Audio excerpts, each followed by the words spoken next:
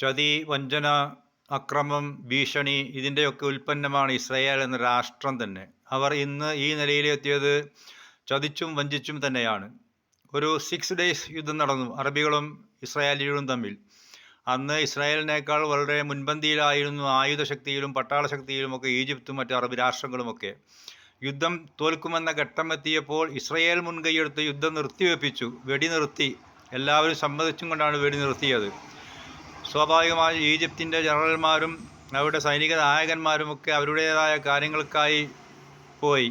ഈ സമയത്ത് അർദ്ധരാത്രിയിൽ ആരുമറിയാതെ ചതിയിലൂടെ അവരുടെ എയർക്രാഫ്റ്റുകളും യുദ്ധവിമാനങ്ങളും ഒക്കെ തകർത്ത് കളഞ്ഞാണ് ഇസ്രായേൽ എന്ന രാഷ്ട്രം അന്ന് വിജയം ആഘോഷിച്ചത്. അതുകൊണ്ട് തന്നെ അറബികൾക്ക് ഇവർ ജയിക്കണമെങ്കിൽ ആയുധം മാത്രം പോരാ, ചതിക്കാനുള്ള കഴിവും കൂടി വേണം.